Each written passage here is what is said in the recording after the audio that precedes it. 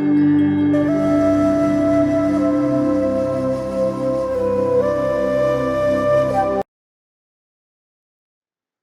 વલ્લભ કન્યા કેળવણી મંડળ રાજકોટ સંસ્થાના સ્થાપના વર્ષ 1946 થી દીકરીઓના સર્વાંગી વિકાસ માટે અવિરતપણે કાર્યરત શ્રી વલ્લભ કન્યા કેળવણી મંડળ શ્રી કડવીબાઈ વિરાણી સ્કૂલ કેમ્પસ રાજકોટના 75મા વર્ષના મંગળ પ્રવેશના પર્વને વધાવીએ.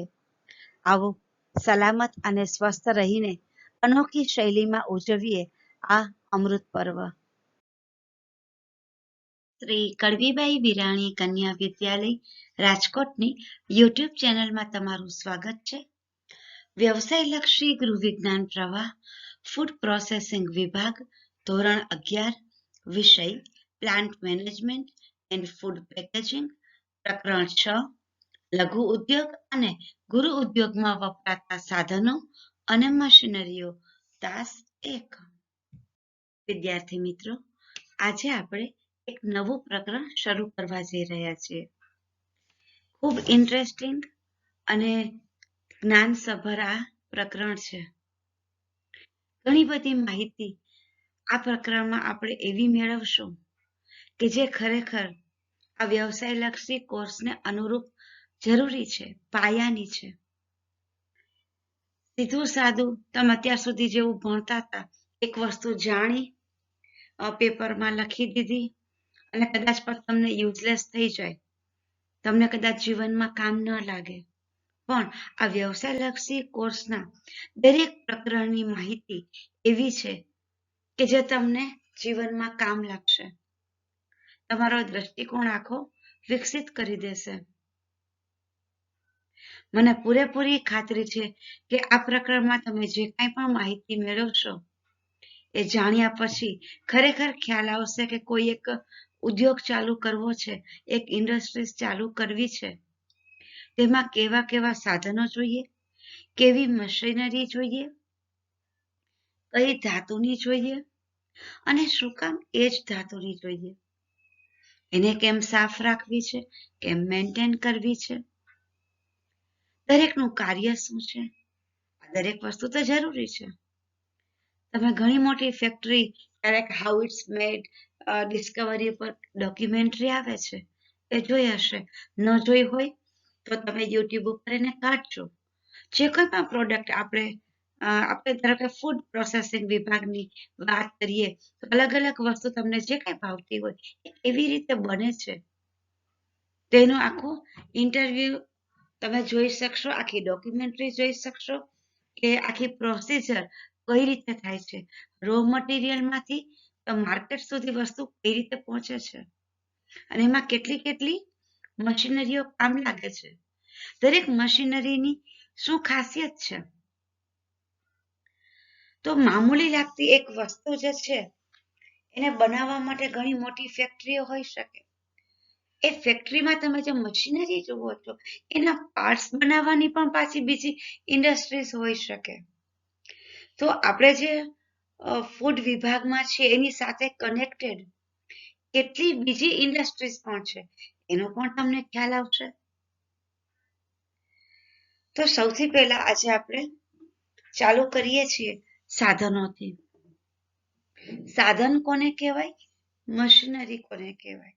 ઘણી વખત આપણે બંનેને એકબીજાના પર્યાય તરીકે ઉપયોગમાં લઈ લેતા હોઈએ.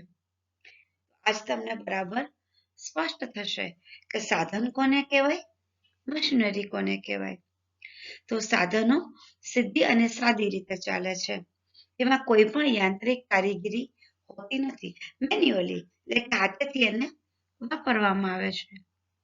તેના દ્વારા કામ કરતી વખતે સમય અને શક્તિનો વ્યય થાય છે, થોડી વધારે વપરાય, કારણ કે મેન્યુઅલી છે.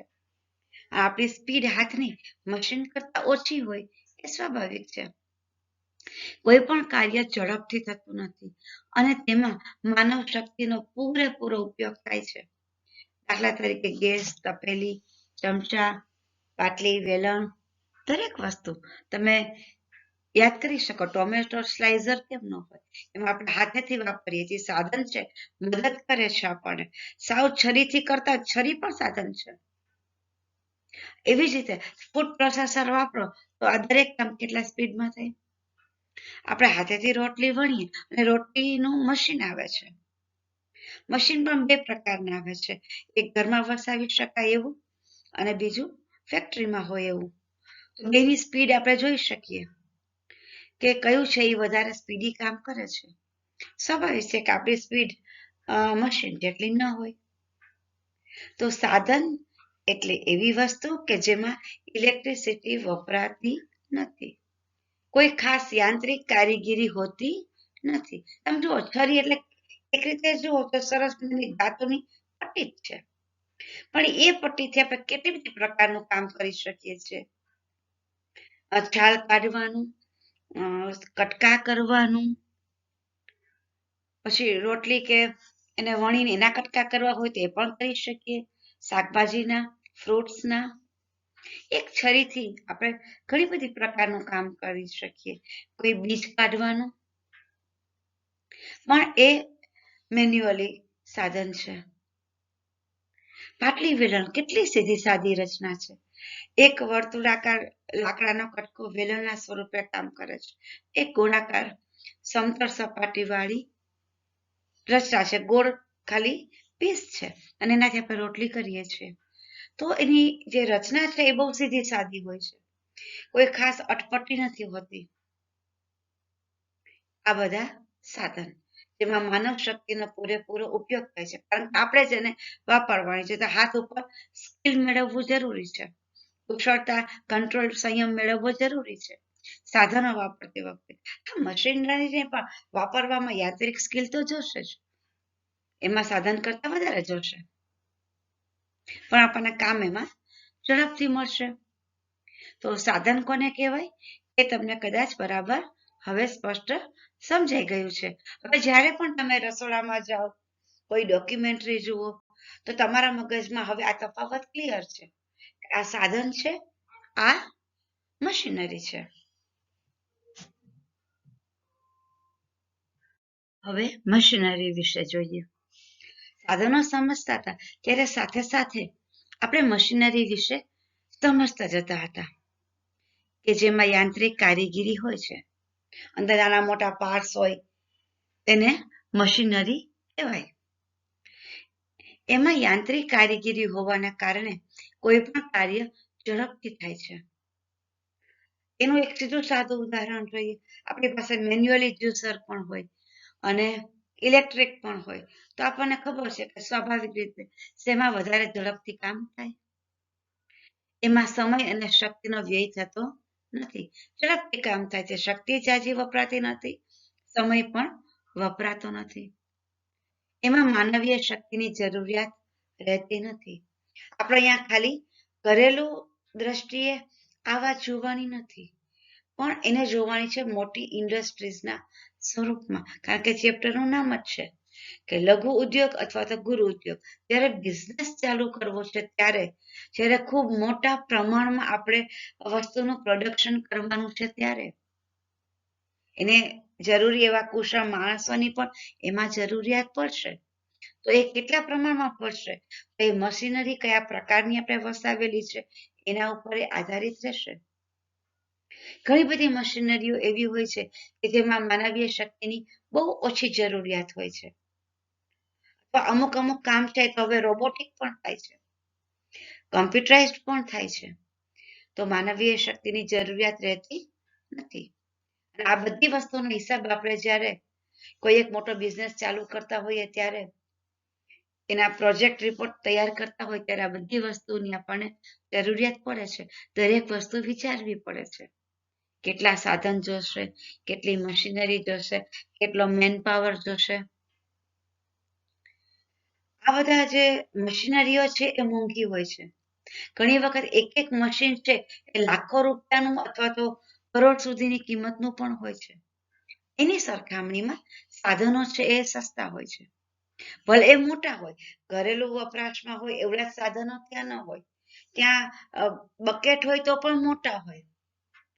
50 કિલો 100 કિલો 500 કિલોની વસ્તુ અંદર આવી જતી હોય એવડા બકેટ હોય, પણ એ પ્રમાણમાં મશીનરી કરતા તો સસ્તા જોવાના છે. મશીન દ્વારા કરેલું કોઈ પણ કાર્ય ચોખ્ખું અને ચોકસાઈપૂર્વકનું થાય છે, કારણ કે મશીનની રચના એવી રીતે કરેલી હોય છે કે ખાદ્ય પદાર્થ છે એ ચોખ્ખો અંદર ખુલ્લો નથી રહેતો, તો આસપાસના વાતાવરણની હવા કે ધૂળ અંદર ભળવાના નથી. સાથે સાથે અંદર યાંત્રિક રચના એવી પ્રકારની હોય છે કે એકદમ એક સરખું જ અંદર કામ થાય છે. પછી કોઈ પણ પ્રકારનું કામ હોય, ફૂડ ઇન્ડસ્ટ્રીઝમાં અનેક પ્રકારના કામ જરૂરી હોય છે. તમે બાજુની ઇમેજમાં જોઈ શકો છો કે ફાર્મ હાઉસથી મિલ્ક આપણા સુધી પહોંચે છે, રેસ્ટોરન્ટ સુધી કે પછી વોટેવર, તેમાં કેટલી પ્રોસિજર થાય છે, કેટલી જગ્યાએથી ફરીને પહોંચે છે. તો ઘણી બધી મશીનરીની દરેક બાબતમાં જરૂરિયાત હોય છે. હવેથી જે કંઈ પણ ફૂડ તમે ખાઓ જોવો તમારા સુધી આવે, ફ્રૂટ કે ફળ, પછી કોઈ પણ પ્રકારનું પેકેજ્ડ હોય, પ્રોસેસ્ડ હોય કે કોઈ પણ રો હોય, તે કઈ રીતે આવ્યું હશે, ક્યાં બન્યું હશે, કઈ કઈ મશીનરી આમાં ઉપયોગમાં લેવાની હશે, એના વિશે ચોક્કસ આજથી વિચારવાનું ચાલુ કરી દેજો, તો તમને આ ચેપ્ટર ઇન્ટરેસ્ટિંગ લાગશે. ભણવું એટલે શીખવું, જાણવું. એક વખત કઈ જાણી લેવું એમ નહીં, જાણતા રહેવું, શીખતા રહેવું. જિજ્ઞાસા જે ભણતર કેળવે એને જ સાચા અર્થમાં શિક્ષણ કહેવાય. અને એ જ આપણને રોજે રોજ નવું શીખતા જાણતા કરી અને જે કોઈ ફિલ્ડમાં આપણે ભવિષ્યમાં કામ કરતા હોઈએ એમાં એને અનુરૂપ પરિવર્તન કરતા કરે છે. અને સમયને અનુરૂપ જો આપણે નવી મશીનરી નહીં વસાવીએ તો બિઝનેસ આપણો બરાબર નહીં ચાલે. દરેક વસ્તુ એકબીજાની સાથે કનેક્ટેડ છે.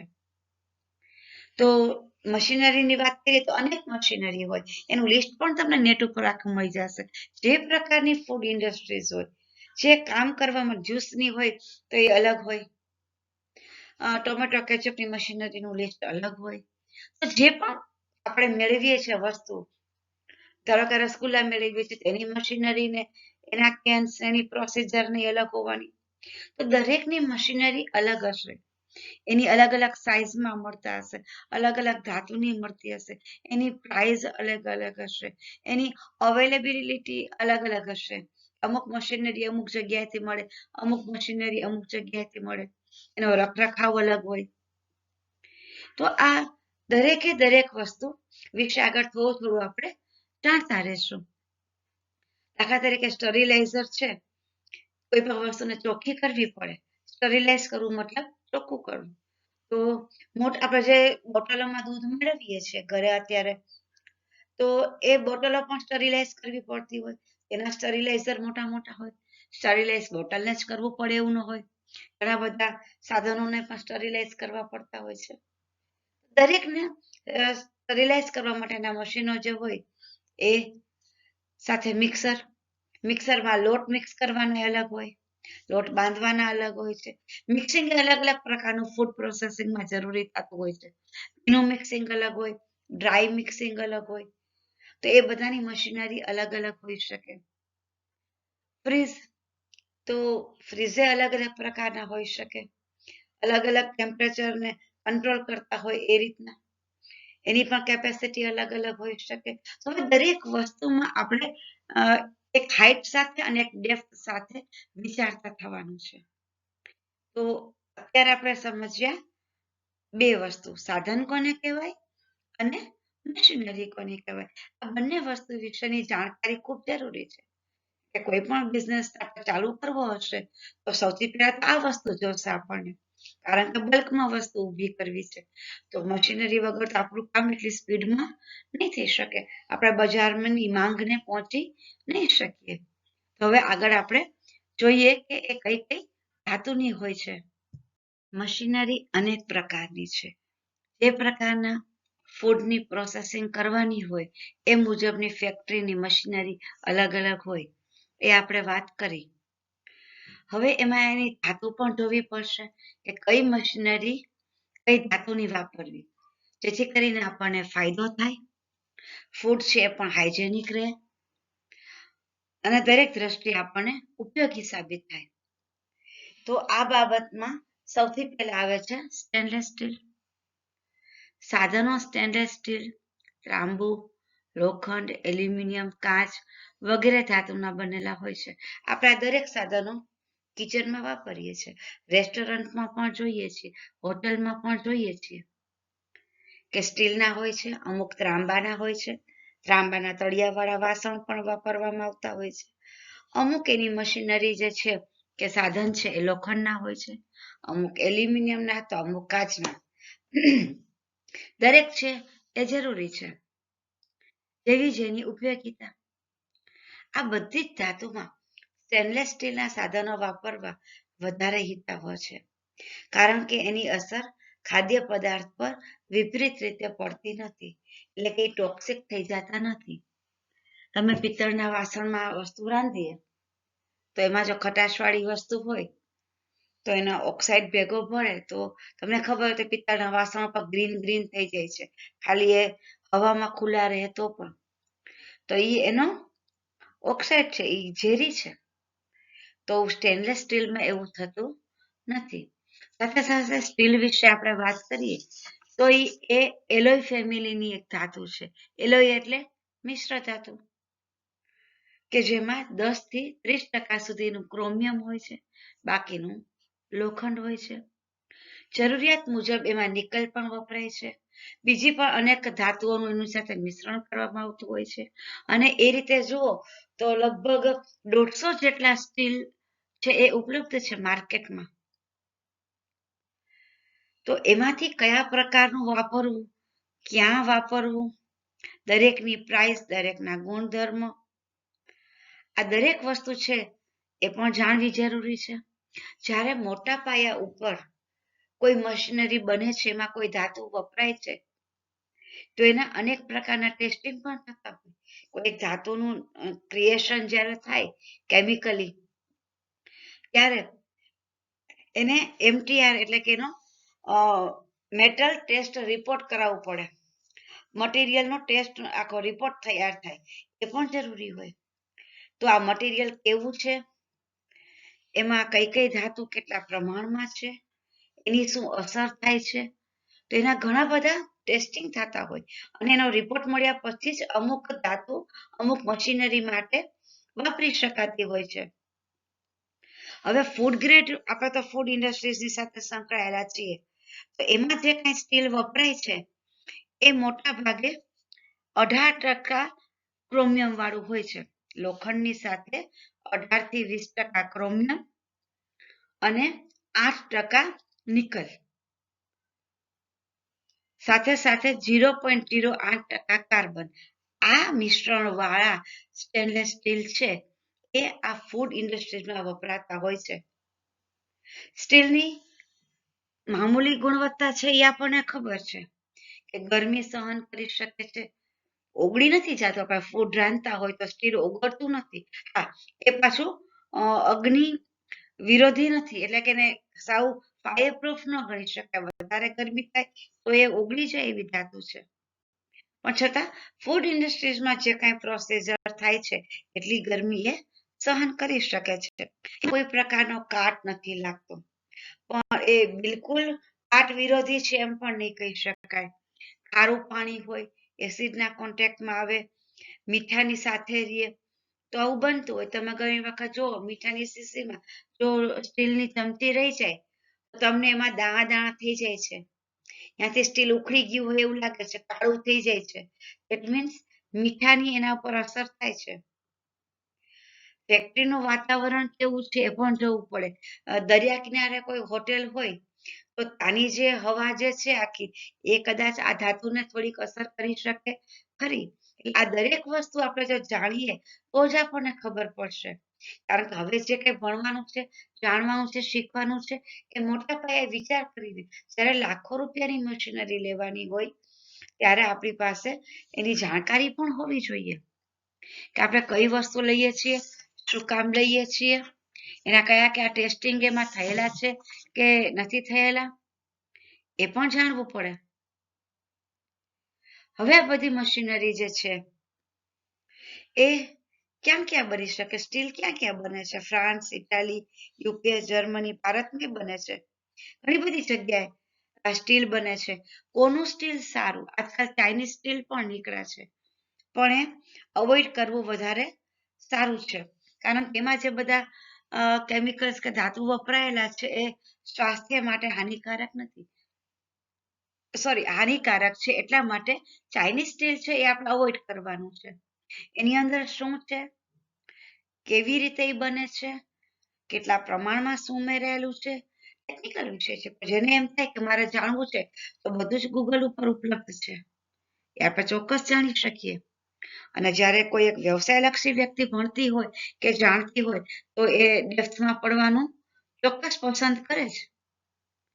હવે આ બધી પ્રકારની મશીનરી છે કે ધાતુની બનતી હોય છે, એના માટે NSF નામની એક સંસ્થા છે, એ 1944માં બનેલી છે, યુએસમાં છે. તો આ સંસ્થાએ એવું ચાલુ કર્યું હતું, શરૂઆતમાં રેસ્ટોરન્ટ અને એમાં કયા કયા સાધનો વપરાય છે, કયા પ્રકારના છે એ જોવાનું ચાલુ કર્યું હતું. ધીરે ધીરે ધીરે કરતા એને કેવા કેવા ઇક્વિપમેન્ટ ફૂડ ઇન્ડસ્ટ્રી સાથે જોડાયેલા લોકોએ વાપરવા જોઈએ, એના સ્ટાન્ડર્ડ શું હોવા જોઈએ એને નક્કી કરી આપ્યા છે. NSF નું ફૂલ ફોર્મ થશે national standard for food equipment. એના નિયમ છે, ભારતના બંધારણમાં આના વિશે આપેલું છે. એની પણ આખી PDF ગૂગલ ઉપર ઉપલબ્ધ છે. અને આ જે સંસ્થા છે એ હવે 150 દેશોમાં જેને જે સ્ટાન્ડર્ડ નક્કી કર્યા છે એ પ્રકારનું ઇક્વિપમેન્ટ છે કે નહીં એ જોઈને જ એ પોતાનું આ સર્ટિફિકેટ આપે છે કે જે કોઈ મટીરિયલ વપરાયું હોય કે કોઈ સાધન છે એમાં NSF નો લોગો તમે જુઓ તો ખબર પડે કે આમાં જે ધાતુ જેટલા પ્રમાણમાં નાખવી જોઈએ અને આ મશીન જે ધાતુમાંથી બન્યું છે ખરેખર હાઇજેનિક છે, આપણા સ્વાસ્થ્યને નુકસાનકારક નથી. આમ તો એને મુખ્યત્વે 75 સ્ટાન્ડર્ડ આપ્યા છે, પણ મેઇન એના 7 જોઈએ તો એ બિનઝેરી હોવું જોઈએ, સ્મૂધ હોવું જોઈએ, એટલે કે એની સપાટી લીસી હોવી જોઈએ, કાટ ન લાગવો જોઈએ, શોષણ વિરોધી, એટલે એ કઈ પોતે કોઈ ફૂડને કે કોઈ લિક્વિડને એબ્સોર્બ ન કરતું હોવું જોઈએ, એકદમ ટકાઉ હોવું જોઈએ, લીકેજ પ્રૂફ હોવું જોઈએ. બીજું એ ફૂડની કોન્ટેક્ટની સરફેસ જે છે એની તેની સાથે કોઈ એ કેમિકલ પ્રોસેસ ન કરતું હોવું જોઈએ, એટલે કે સીધા જ ફૂડના કોન્ટેક્ટમાં જે સરફેસ આવે છે, મોટા મોટા ડ્રમ હોય ટમાટા કેચઅપ નાખે એના કે 500 કિલો કે 1000 કિલોનું ડ્રમ હોય તો અંદરની સપાટીના સીધા કોન્ટેક્ટમાં ટમેટા આવવાના જ છે, અંદરનું પ્રિઝર્વેટિવ પણ આવવાનું જ છે. તો એ અંદરની સપાટી એવી હોવી જોઈએ કે જેના કારણે એ કોઈ કેમિકલી ઇફેક્ટ ન કરે. સફાઈમાં પણ એ સરસ હોવી જોઈએ, એના સાંધા એ કે છૂટા ન હોવા જોઈએ, એમાં તળ ન હોવી જોઈએ. ત્રીજી બાબત છે એ રંગ, ગંધ કે સ્વાદ વગરનું હોવું જોઈએ. એના સાંધાનું જે જોડાણ જેમાં વેલ્ડિંગ કર્યું હોય, જે સાંધાને અટેચ કર્યા હોય એ પણ હાઇજેનિક ધાતુથી કરેલા હોવા જોઈએ. ક્લીન ઇન પ્લેસ, એટલે કે મોટા મોટા ડ્રમ હોય તમે એને મશીનરી આખી ખોલી તો નથી શકવાના કાયમ, તો એ સેમ જગ્યાએ રહીને એ મશીનરી કેમ સાફ થાય એની પણ એમાં વ્યવસ્થા હોવી જોઈએ, અથવા તો એની મેથડ પણ અને શીખડાવવી પડે કે આ મશીનરીને અહીંયા ને અહીંયા રાખીને કેવી રીતે સાફ થઈ શકશે, અથવા તો મેન્યુઅલી સફાઈ કરવાની હોય તો એ એકદમ ઈઝી હોવી જોઈએ. આવા અનેકે અનેક સ્ટાન્ડર્ડ એને નક્કી કર્યા છે કે મટીરિયલ સારું, ડિઝાઇન સારી, જોડાણ સારું, એ યોગ્ય કાર્ય કરી શકતો હોય અને ખાસ એનો કોઈ સ્પેશિયલ હેતુ હોય તો એ પણ સરવો જોઈએ. આમ અનેક સ્ટાન્ડર્ડને ધ્યાનમાં રાખી અને NSF નું સર્ટિફિકેટ આપે છે. તો વ્યવસાયલક્ષી કોર્સના વિદ્યાર્થી તરીકે તમને હવે આ બાબતની ખબર હોવી જોઈએ કે મશીનરી જ્યારે ખરીદવાની થશે ત્યારે એ મશીનરી કયા પ્રકારની તમે પસંદ કરશો, કયા દ્રષ્ટિકોણથી પસંદ કરશો. પ્રોજેક્ટ રિપોર્ટમાં મશીનરીનો પ્રકાર એ લખવો પડે તો તમારું બજેટ કેટલું હોય એ પણ તમને ખ્યાલ આવે. ઘણી વખત એવું પણ બનતું હોય કે એક મશીનરી અલગ અલગ પ્રકારના સ્ટેનલેસ સ્ટીલમાંથી બનેલી તમને ઉપલબ્ધ હોય માર્કેટમાં, પણ તમારે કયું લેવું છે તો તમારે નક્કી કરવાનું છે. અને નક્કી કરતી વખતે તમને ખબર હોવી જોઈએ કે કયા પ્રકારના સ્ટીલના કે આ ગુણધર્મ છે એ કેટલું ટકાઉ છે. તો સ્ટીલ જે છે એ ઘણી બધી રીતે આપણને ફાયદાકારક થાય છે. એના પર વિનેગરની પણ ખરાબ અસર થાય છે. તો સ્ટેનલેસ સ્ટીલની કોઈ વસ્તુ હોય તો એ વિનેગરના સતત કોન્ટેક્ટમાં ન આવે એ આપણે ખાસ ધ્યાન રાખવાનું છે. સાથે સાથે સ્ટીલ જે ધાતુ છે એ થોડી ગરમીમાં પહોળી થાય છે. તો એ કેટલી જ એકદમ એક્સપાન્ડ થાય છે એનું પણ માપ છે કે જો 100 ફેરનહીટ આપણે ગરમી આપીએ તો 0.06 mm એ એક્સપાન્ડ થશે. આના અલગ અલગ ક્રાઇટેરિયા છે. એક બીજું ઉદાહરણ આપું તમને કે 100 ફૂટ ઊંચું ડ્રમ છે એને 1000 ફેરનહીટ આપીએ ગરમ કરીએ તો એ 9.5 ઇંચ જેટલું એ એક્સપાન્ડ થાય, પહોળું થાય. આ બધી વસ્તુ જાણવી પડે તો જ આપણને ખબર પડે કે કઈ જે ધાતુ સાથે આપણે કામ કરીએ છીએ તો એમાં કેટલું ટેમ્પરેચર આપી શકાશે, ટેમ્પરેચર આપ્યા પછી એ કઈ રીતે રિસ્પોન્ડ કરશે એ આપણને ખબર હોવી જોઈએ. સાથે સાથે સ્ટેનલેસ સ્ટીલ વાપરો ને ત્યારે એ ધ્યાન રાખવાનું છે કે ધૂળ, મેલ, ધુમાડો બધાને પોતાના તરફ ખેંચે છે. એના માટે એ મેગ્નેટિક ઇફેક્ટ આપે છે. તો જે કઈ સ્ટીલની આખી મશીનરી હોય એની સફાઈ નિયમિત અને વ્યવસ્થિત થતી રહેવી જોઈએ. હવે બધી જ મશીનરી છે એ ફેક્ટરીની અંદર ન હોય. અમુક સાધનો છે કે શોકેસની અમુક ફ્રેમ્સ છે, અમુક રેક્સ છે એ બધા બારે પણ હોય તો એની નિયમિત સફાઈ ન થાય તો ખરાબ લાગશે. તો આવી અનેક વસ્તુ છે એ આપણે ધ્યાનમાં રાખવાની છે. અને પછી આ સ્ટેનલેસ સ્ટીલને શું કામ પસંદ કરીએ છીએ એની આપણને ખ્યાલ આવશે. તો માત્ર જાણી લઈએ કે સ્ટેનલેસ સ્ટીલ એમ નહીં, પણ શું કામ સ્ટેનલેસ સ્ટીલ વાપરવું છે એ દ્રષ્ટિકોણ આપણો ઊંડાણ વાળો હોવો જોઈએ. તો આપણે સમજીને એ વસ્તુ કરશું. કોઈ વસ્તુ ખાલી સાંભળીને નથી માની લેવાની. એના પર ઘણા બધા રિસર્ચ પેપર પણ થયેલા છે સ્ટેનલેસ સ્ટીલના પ્રકાર ઉપર. એ પણ નેટ ઉપર ઉપલબ્ધ છે. તમે જોઈ શકશો કે એમાં કેટલા ટકા કઈ વસ્તુ નાખી હોય, બીજી ધાતુ નાખી હોય તો એ સ્ટીલ છે એ ક્યાં વપરાય અને શું રિએક્ટ કરે. તો સ્ટેનલેસ સ્ટીલ આપણે માનીએ છીએ ઘરમાં વાપરીએ છીએ એટલું જ નથી, એનાથી આગળ એના વિશે જાણવું જરૂરી છે. જ્યારે એમાં ખૂબ સ્ક્રેચીસ પડે તો એમાંથી અમુક ડસ્ટ જે કરે છે એ પણ ખાવામાં નુકસાન તો કરશે જ. માટે ધ્યાન રાખો એની સફાઈ છે એકદમ સોફ્ટલી કરવાની છે, માઇલ્ડ ડિટર્જન્ટથી કરવી છે. આ છે સ્ટેનલેસ સ્ટીલ ધાતુ વિશેની સમજ. તો હવે જ્યારે ફેક્ટરીના મશીનરીની વાતચીત છે ત્યારે સ્ટેનલેસ સ્ટીલ શું કામ વાપરવું છે એ આપણને પાકો ખ્યાલ આવ્યો. બાજુમાં નીચે ઇમેજમાં ઘણી બધી ડ્રમ છે ઉપર ઊંધું લટકાવેલું પણ છે, એની અંદર દૂધ હોઈ શકે, બીજી કોઈ વસ્તુ હોઈ શકે. આવી અનેક વસ્તુ એવી સ્ટીલની હોય છે ફેક્ટરીમાં કે જેના સીધા કોન્ટેક્ટમાં ફૂડ આવે છે. તો એ દરેકે દરેક જગ્યાએ જ્યારે ફૂડ ફરતું હોય ત્યારે એના ગુણધર્મમાં કાંઈ ફેરફાર ન થવો જોઈએ. એમાં કોઈ રંગ, ગંધ કે કાંઈ ભળવું ન જોઈએ. ઘણી બધી પાઇપલાઇન્સ તમને દેખાય છે જેમાંથી રો મટીરિયલ આવતું હોય. તો આ બધી જ જગ્યાએથી જ્યારે એ પદાર્થ ફરીને આવે છે તેની મજબૂતી પણ સરસ હોવી જોઈએ, લીકેજ પ્રૂફ હોવું જોઈએ, ટકાઉ હોવું જોઈએ. કારણ કે પ્રમાણમાં બીજી અમુક ધાતુ કરતા એ મોંઘું છે, એલ્યુમિનિયમ કરતા મોંઘું છે. છતાં એ વધારે પસંદગી એટલે પામે છે કારણ કે એનામાં ગુણધર્મો પણ અમુક ખૂબ સારા છે કે જે ફેક્ટરીની મશીનરી માટે ઉપયોગી સાબિત થાય છે. તો વિદ્યાર્થી મિત્રો, આજના તાસમાં આટલું જ. નવા તાસમાં આપણે નવી માહિતી સાથે ફરી મળીશું.